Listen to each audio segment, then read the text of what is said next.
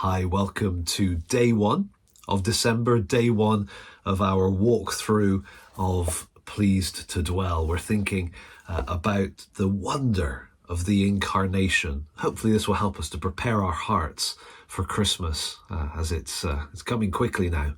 So chapter 1, this is the beginning of the first section, which is an Old Testament section, 6 chapters that anticipate the coming of the incarnate Christ. And so chapter 1, the person of promise, we go right back to the beginning and we are in Genesis chapter 3. This is the first promise, the first gospel as it is known. Genesis 3 verse 15. God had created everything. Adam and Eve had messed it all up, if you like. The serpent had come, engaged Eve in conversation. They'd taken the fruit. They had rebelled against God. They had fallen into sin. Everything is messed up. What's going to happen? Genesis 3:15, God here has come to speak with them in the garden, and now he's speaking with the serpent. And in speaking with the serpent, God makes this great promise: I will put hostility between you and the woman, and between your offspring, or your seed, and her offspring, her seed. He will strike your head, and you will strike his heel.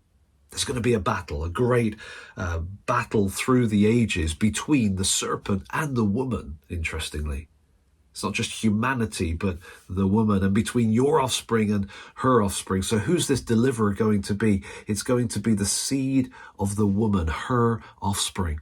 It's going to be a human child that's going to grow up, and he's going to be the one. Notice the he will strike your head, you will strike his heel.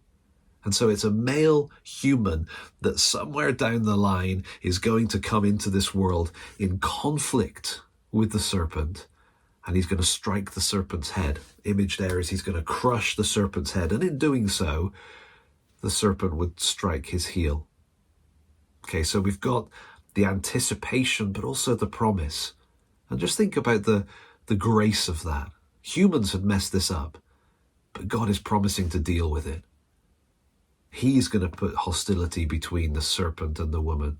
God's plan is going to be worked out. And later on, we're going to discover just how intimately involved in this whole plan God actually is, because this male human deliverer is going to be coming from heaven. It's going to be God's Son himself. And so there we have it, Genesis 3:15. Here's something from the book, chapter 1. There is a solution to the devastation of sin and death. And it is not a what. What shall we do? What can we say? What is required of us? None of that. The solution is a who. He. The seed of the woman. As you read the Bible, be sure to be looking for him. The solution to our great sin problem is not a what shall we do. It's a who can we trust. It's him. The seed of the woman. The Christ.